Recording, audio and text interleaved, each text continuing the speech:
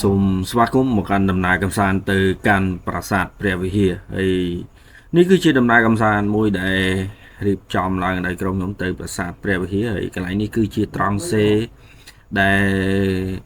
បងជាយោធាដែលកាលសម័យបាញ់គ្នារវាងខ្មែរជាមួយនឹងថៃកំឡុងឆ្នាំដូចជា2007ខ្ញុំចាំអត់ច្បាស់ដែរអញ្ចឹងពេលដែលអ្នកគ្នាជិះឡានពីក្រោមទៅគឺត្រូវដើរប្រហែលជាខ្ទង់200ម៉ែត្រទើបទៅដល់ផ្លូវចូលប្រាសាទហើយយើងត្រូវធ្វើដំណើរតាមចន្លោះឈើនេះដើម្បីឡើងទៅដល់លើដើម្បីមើលឃើញនៅទិដ្ឋភាពប្រាសាទនៅខាងលើហ្នឹងឯងហើយប្រាសាទមើលទៅវាហាក់បីដូចជាខូចខាតស្ទើរតែ70%ហើយនៅសល់តែខឿនទេហើយកន្លែងនេះគឺផ្លូវដើរពីសម័យបុរាណមិនដឹងថាប្រហែលពាន់ឆ្នាំទេប៉ុន្តែផ្លូវនេះគឺនៅតែរក្សាបុរាណទ្រង់ទ្រាយបានកន្លែងនេះគឺជាស្រះទឹកនេះដែររីងហើយស្រះនេះបើតាមជំនឿគេថាគឺជាទឹកស័ក្តិសិទ្ធិដែលភាគច្រើនខាងប្រជាជនថៃគឺគាត់ឡើងមកដុសយកទៅសូត្រធ្វើជាទឹកមុនប្រោះព្រំអីនៅក្នុងកម្មវិធីឬក៏នៅក្នុងផ្ទះរបស់គាត់ដើម្បីសុំលាភសុំជ័យហើយគូបញ្ជាក់ផងដែរថាប្រាសាទព្រះវិហារគេរៀបរាប់មកថាមាន5គោរៈហើយរៀបរាប់តាំងពីដែលយើងចូលទៅហ្នឹងគឺទី5បន្ទាប់មកទី4ទី3ទី2ទី1គឺគេទុយគេនេះឯងហើយគឺរូបភាពអាចនិយាយថាអត់សូវជាខុសគ្នាប្រហែលទេទៅលើការសាងសង់ពីប្រាសាទមួយទៅប្រាសាទមួយគឺចេញមកអាចថាប្លង់តែមួយទេហើយអ្វីដែលខ្ញុំអាចទៅរៀបរាប់ប្រាប់អ្នកនរគ្នាបានហ្នឹងគឺពាក់ព័ន្ធជាមួយនឹងទេសភាពនៅនេះគឺប្លែកមួយយ៉ាង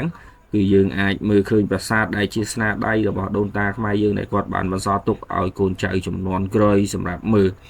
ហើយអ្វីដែលគួរសរសើរដែលគឺដុំថ្មធំមែនទែនដែលពួកគាត់អាចលើកទៅដល់លើដើម្បីសាងសង់នេះបានហើយអាយុកាលគុំមែនតិចឆ្នាំដែរអ្នកនរគ្នាហើយកន្លែងខ្លះក៏ត្រូវបាន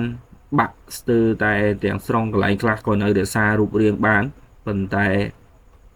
បើសិនជាអ្នកនរគ្នាចង់ដឹងពីប្រវត្តិប្រាសាទអីផ្សេងអាចជួយការស្រាវជ្រាវមើលខ្លួនឯងបានខ្ញុំអត់លំអិតជូនទេហើយកន្លែងនេះគឺជាប្រាសាទគក់ទ្រូងពេលដែលយើងឡើងចូលទៅដល់ក្នុងហ្នឹង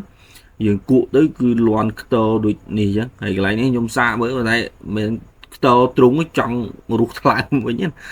ជ្រុលដៃរៀងធ្ងន់បន្តិចហើយបន្ទាប់ពីនេះទិដ្ឋភាពនៅខាងលើមើលទៅអាចនិយាយថាស្អាតមួយយ៉ាងដែរ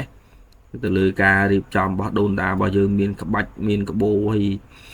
កន្លែងនេះគឺគោវរៈចុងក្រោយហើយថាគោវរៈទី1គឺប្រាសាទចុងក្រោយដែលយើងទៅមើលទៅលេងហ្នឹង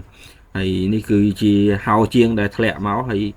នៅខាងក្រោមមើលទៅក្បាច់គឺអាចនិយាយថាល្អប្រសើរដែរហើយនេះអ្វីដែលខ្ញុំចង់បង្ហាញគឺទិដ្ឋភាពពីលើភ្នំដងរែកដែលយើងមើលមកខាងក្រោមគឺដាច់កតុយភ្នែកមិនដឹងថាទៅដល់ណាដល់ណីទេហើយទេសភាពគឺស្អាតមែនតែមានពពកហោះលក្ខណៈថាហោះកាត់ឈើខៀវស្ងាត់នៅក្នុងនឹងមើលទៅគឺទិដ្ឋភាពពិបាកនឹងពណ៌នាអារម្មណ៍ពេលដែលទៅឃើញទិដ្ឋភាពបែបហ្នឹងណាគឺស្អាតហើយកន្លែងនេះពងតែខ្ញុំពងតែរីករាយជាមួយធម្មជាតិសុខស្រួលកន្លែងទៅវាកាន់តែធ្វើខ្ញុំពុះកញ្ជ្រោលខ្លាំងឡើងកន្លែងនេះគឺពពកអាប់ហោះពីក្រោមឡើងមកឡើងខ្មូខ្មាញ់មើលទៅស្អាតមែនទេអ្នកនរនេះហើយបើសិនជាអាចចង់ឲ្យទៅលេងកុំលក្ខណៈថាបន្សល់ទុកស្នាដៃដូនតាយើងចោលហើយបើសិនជាអ្នកនរទៅលេងកន្លែងនេះច្រើនអាចនិយាយថាជួយបង្កើនសេដ្ឋកិច្ចទៅដល់បងដែលគាត់អាជីវករលក់ដូរឬក៏អ្នកដែលប្រចាំការនៅប្រាសាទនឹងផងដែរហើយគួរបញ្ជាក់ថាបើសិនជាអ្នកនរទៅលេងគឺត្រូវជួលឡានពីខាងក្រោមទៅល្អជាងហើយឡានមួយគឺអាចជិះបាន10នាក់ហើយកន្លែងនេះមានមន្ត្រីខាងទេសចរគាត់នឹងមកសវេយើងទៅលើការទៅលេងប្រាសាទព្រះវិហារនឹងថាតើយើងស្គាល់ដោយរបៀបណាហើយយើងត្រូវការអីហើយយើងចង់សម្រួលអីបន្ថែមអីអត់ចឹងណាហើយ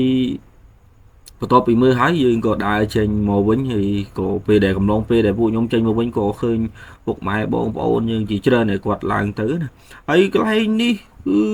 ពេលដែលដើរមកវិញគឺអាប់ចាប់ដើមចុះនៅខាងមុខអាផ្លូវយើងដើរកាត់ទៅហ្នឹងចាប់ដើមចុះម្ដងទៀតដែរ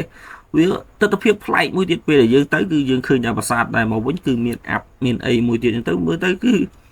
amazing មែនទេមានថាទេសភាពវាបកើនកាន់តែប្លែកទៅហើយស្អាតមែនទេប្រាសាទហើយជាមួយនឹងស្មៅដ៏ខៀវខ្ចីបើសិនជាយើងមើលពីផ្នែកខាងនេះទៅវាប្រាសាទស្ទើរតែលក្ខណៈ ត្រង់ទ្រាយើងមើលឡើងសូវស្គាល់ហើយដោយសារគឺមានការបាក់រូបអីច្រើនហើយប៉ុន្តែអ្វីដែលខ្ញុំដូចនិយាយខាងដើមគឺចង់ឲ្យអ្នកដែលដើរលេងឬអីគឺទៅលេងទៅហើយកន្លែងគឺមេអំបៅបើសិនជាអ្នកនរគ្នាទៅហើយដើរចេញមកវិញគឺឃើញដើមឈើហ្នឹងលាស់លេងទៅគឺមេអំបៅហើអីពេញហ្នឹងវាបើកើអារម្មណ៍ប្លែកមួយទៀតទៅសម្រាប់ខ្ញុំអូខេអញ្ចឹងពាក់ព័ន្ធជាមួយវីដេអូភាសាព្រះវិហារគឺមានតែប៉ុណ្ណឹងលើកទឹកចិត្តអ្នកនរគ្នាទៅលេងឲ្យបានច្រើនដើម្បីបង្ហាញពីគេដំណើរដូនតារបស់យើងទៅសិក្សាពីទីតាំងប្រវត្តិសាស្ត្រក៏ដូចជាអបិយជំនឿនៅប្រាសាទព្រះវិហារផងដែរអូខេអរគុណសម្រាប់ការគាំទ្រវីដេអូរបស់ខ្ញុំអរគុណបាយបាយ